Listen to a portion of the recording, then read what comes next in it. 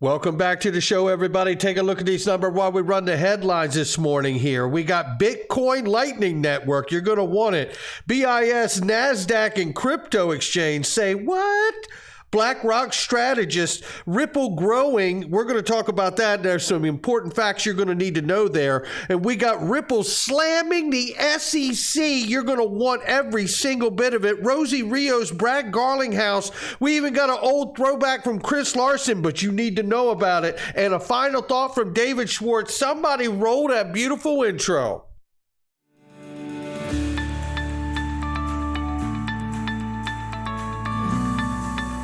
Digital Perspectives with Brad Kimes. Come on in.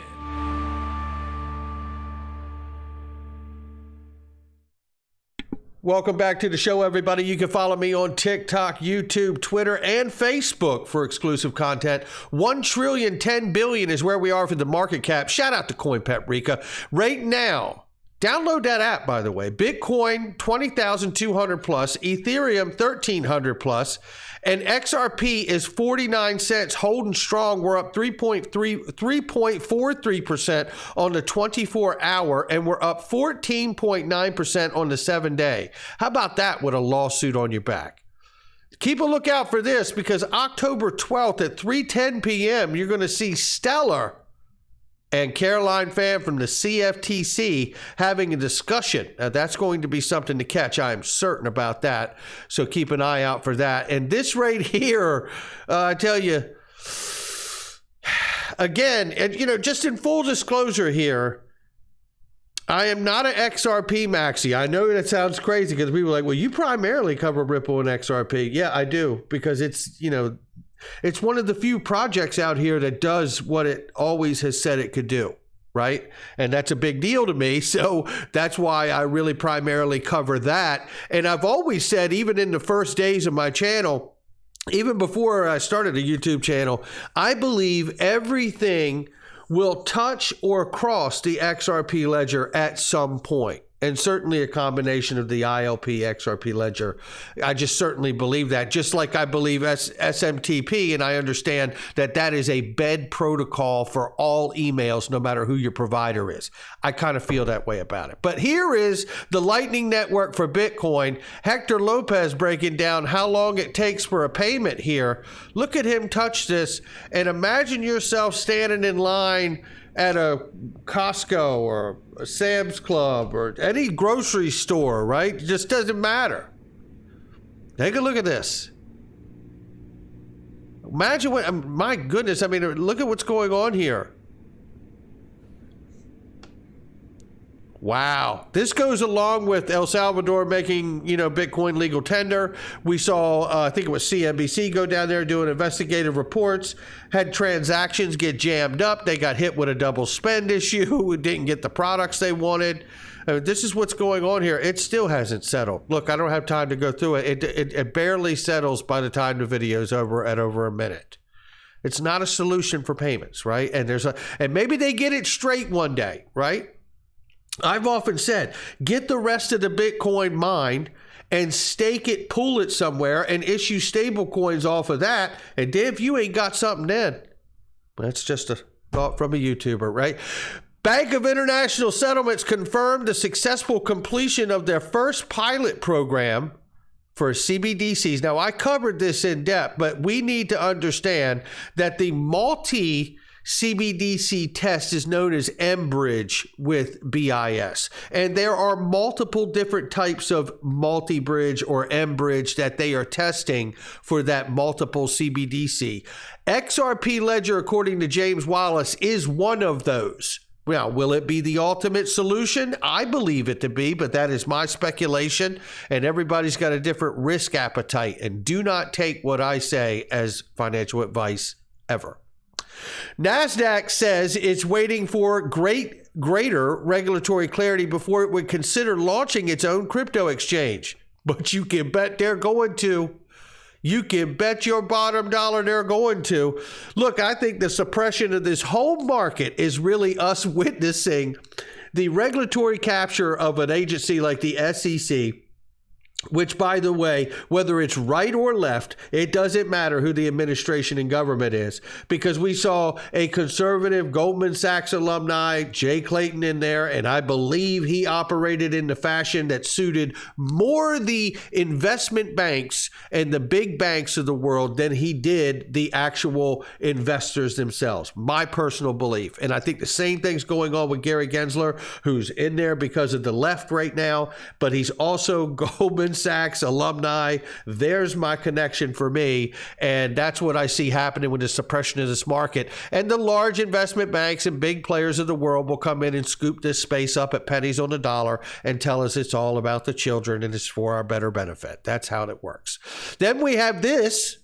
BlackRock's chief investment strategist says if central banks lift rates too aggressively to fight inflation, they're risk of causing a recession. Someone needs to fire this guy because we are in a recession. Oh, goodness. This is how dumb they think we are. That's the insult to me, right? That's how dumb they see all of us. And it's insulting. It really is. Ripple, however, is not letting any grass grow underneath their feet, ladies and gentlemen. And this is important because it isn't just another acquisition, partnership, merger, yada, yada, yada. There's key things in this that we're all going to want to know about. Ripple grows into the second largest Arab economy, UK-based 3S Money Club. But take a look at some of this that stands out to me in here. It says in here, Ripple partner 3S Money launches in the Middle East, according to a press statement. Dubai Financial Services Authority, known as the DFSA, an independent regulator of financial services provided in or from the Dubai International Finance Center, known as DIFC, has granted a license to 3S Money, an international payments platform. Here's the interesting part here that Ratha Khanman notes. He says the licensure and expanded to improve money services from Dubai International Financial Services, where Ripple's regional headquarters is located.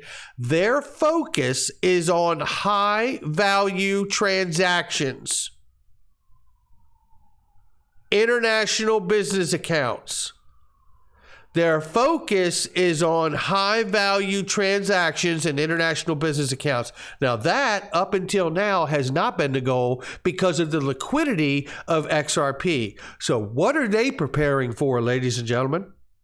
What information do they have that takes them from the normal grab of low value payments, which has made sense at the current price and liquidity level, to now positioning themselves to focus on high level, high value transactions and international business accounts? That to me is very exciting. And so is this. With the license, 3S Money, which aims to transform cross-border payments, will give UAE-based companies access to more than 190 countries with a single digital global business account, enabling quicker payments in more than 40 different currencies. What I find interesting is I only know of 25, I believe 24 or 25 corridors that Ripple has. So is this a telling moment with the partnership of 3S about the real reach of Ripple right now?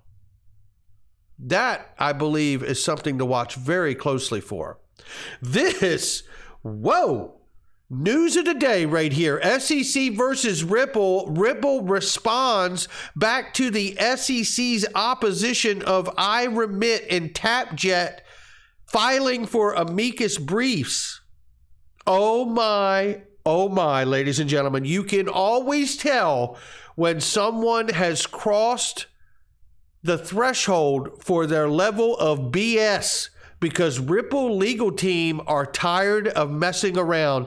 This thing looks more like a note from school than a legal letter. This is just scathing at best. Oh my goodness. Damn, nailed it, says Tipsy Tiger. This is the final summation, bringing it home right here.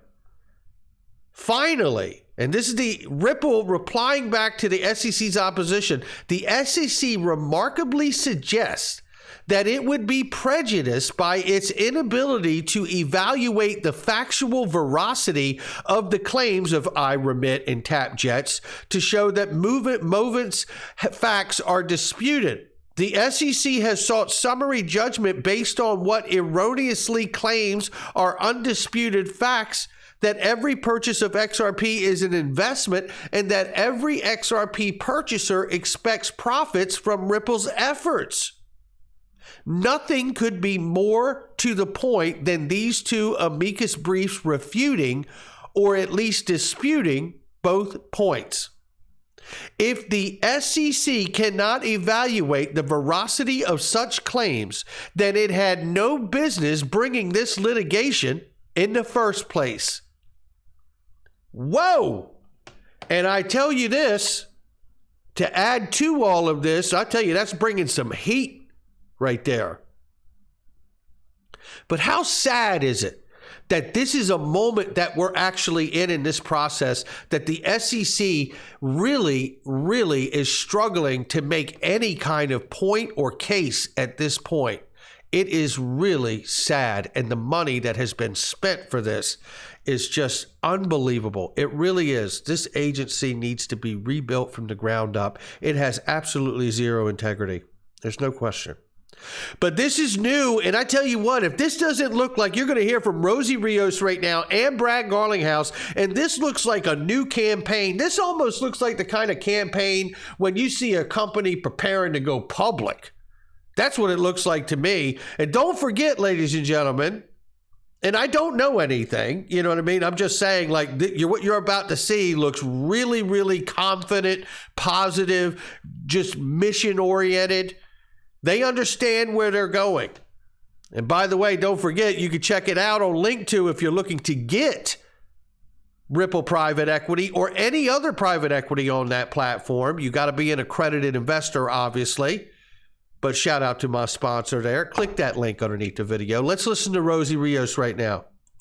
I'm Rosie Rios, former Treasurer of the United States and current board member of Ripple. What I like to talk about is really kind of this intersection between government and innovation. Certainly coming from the Bay Area, born and raised in Silicon Valley, I've seen a lot of change over time. And what I love is the conversation is really starting to happen in a constructive way where I think we as a region, we as a country, and perhaps we as a globe can really think about the future of fintech and who the stakeholders are and how we can make this effective for everyone. So when you think about growth, it's not just kind of GDP growth, which of course is a big part of the economy, but it's also where new growth comes from. And that usually comes from, certainly lately, in technology and innovation. So I think the benefit of why business and government should be working together is, again, providing that level of certainty for further expansion, further growth, and certainly more jobs for the economy. So blockchain is here to stay. It's not going anywhere. And so it's not just how to facilitate commerce. There are other applications, whether it's NFTs, whether it's, selling real estate, whether it's, any type of financial ledger that can be recorded for posterity's sake. This is here to stay.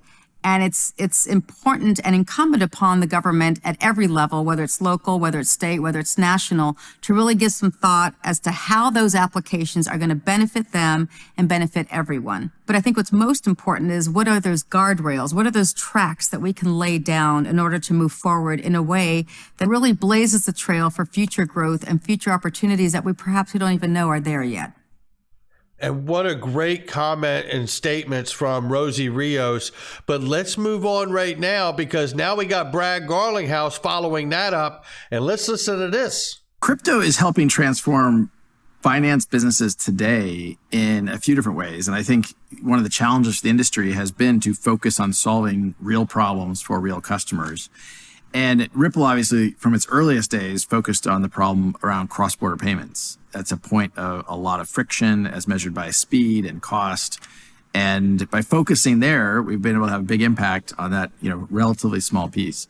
But I think over the next years, you're going to see many financial transactions where a middleman sits, a middle transaction, an intermediary. Those will get removed, and we'll use blockchain and other digital asset type technologies to remove that friction. And I think all of society will benefit from improving the efficiency of those systems. I think you'll see that. Certainly, you've seen it in securities settlement as an opportunity. The financial transactions around bonds, around derivatives, a lot of these things take a while to settle, and the friction associated actually holds back the industry. Insurance is an industry I think you're going to see touched. Trade finance is an industry that really Ripple, some of our customers have invited us to participate in.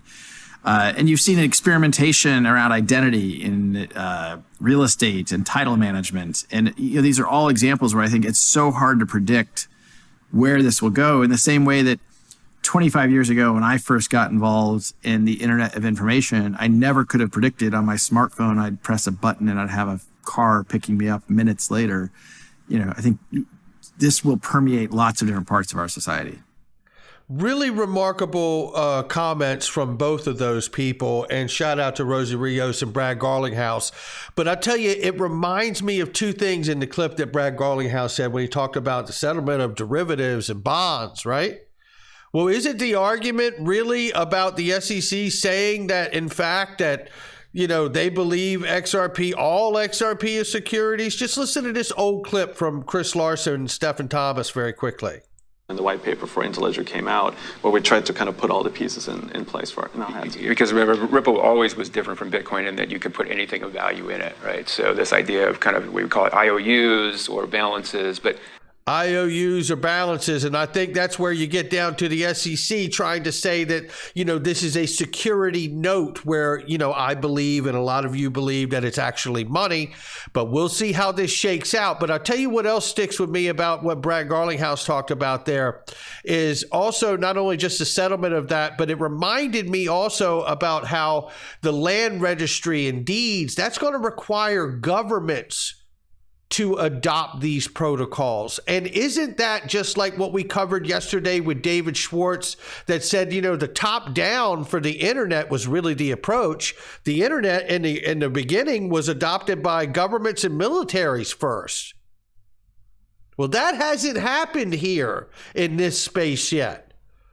But maybe, just maybe, this case and some clarity will be what gives us the door or the key to unlock the door for that to happen. And then you could see very, very quick implementation and growth in the use and mass adoption of this technology if you do see some adopted value protocols by some governments around the world. I'm placing my bets, and that's exactly what they are. They're not bets. They're not guarantees. They're just my bets. But here we go. Listen to this. This industry grow. And for it to flourish. So thank you so much for spending the time. Thanks. It was a pleasure talking to you. And, that ending is not written yet. If regulators step in and so all that we're fighting over is the past, then that's going to be a much better place for innovation in the United States. So fingers crossed. Fingers crossed is right, David Schwartz, and shout out to you and everybody else that we covered today. And that is where we are on this day, ladies and gentlemen. Pretty remarkable moment of time that we're in. I do believe that if we see a situation with the case where, as David suggested, we're only arguing about fighting over the past of XRP sales, but not the future of them. Well, the future's pretty damn bright when it comes to the use case and full-scale intended use of something like XRP and the XRP ledger and many other projects out here that are able to solve problems as well. Look, not financial advice from me or anyone else, just my digital perspectives. That's where we are on this day. I'll catch all of you on the next one.